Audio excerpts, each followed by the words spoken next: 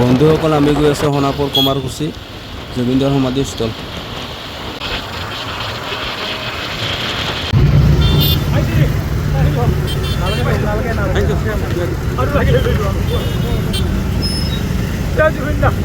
জয় জুবিন দা।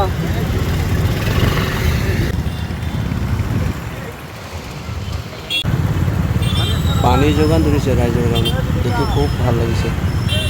ৰাইজৰ কাৰণে ইমানখিনি সুবিধা যে কৰিছে, থেংক ইউ বাৰু।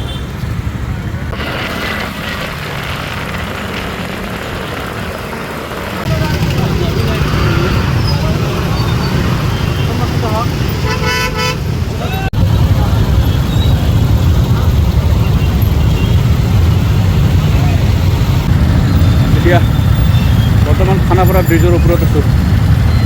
এই খানাপাৰা ব্ৰিজৰ পৰা পূৰা জাম।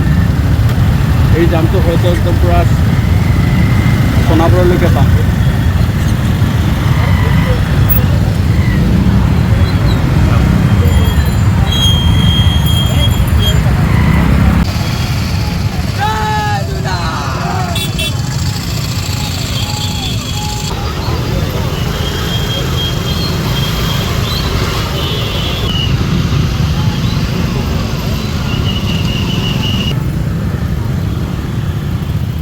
এতিয়া বৰ্তমান আছোঁ আমি যোৰাবাট। এতিয়া আমাৰ মানুহখিনি অকণমান জিৰাই লৈছে যোৰাবাটত গছৰ তলত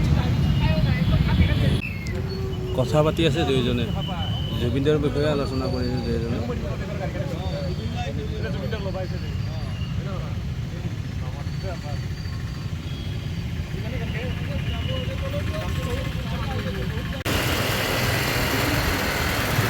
এতিয়া গৈ আছোঁ সোণাপুৰ।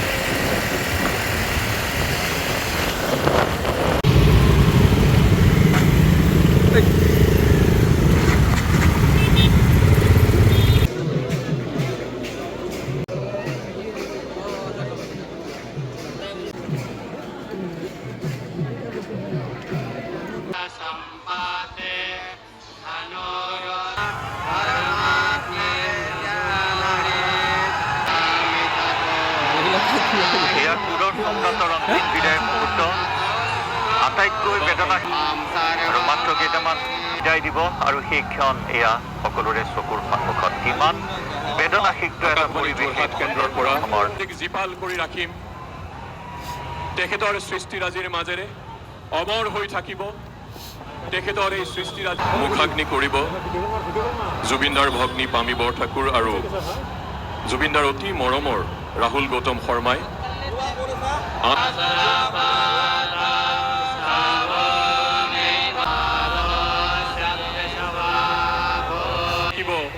যিদৰে আগতে আছিল এতিয়াও আছে, চিৰদিন থাকিব। অসম আৰক্ষীয়ে তোপধ্বনিৰে সন্মান প্ৰদৰ্শন কৰিব।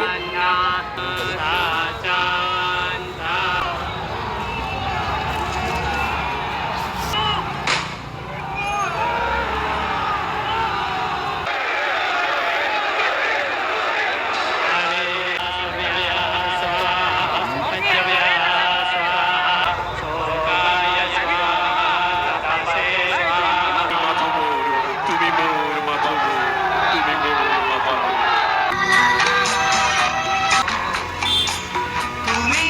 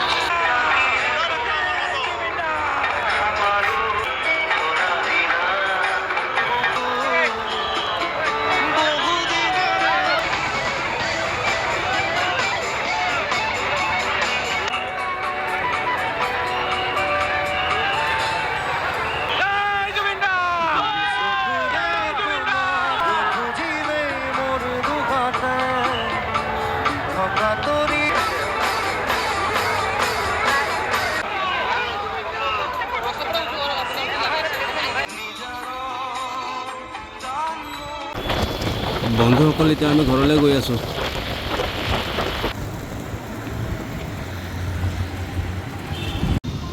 এতিয়া আছোঁ আমি লখৰাত মোক নমাই থৈ সিহঁতে আকৌ বকো যাব এতিয়া।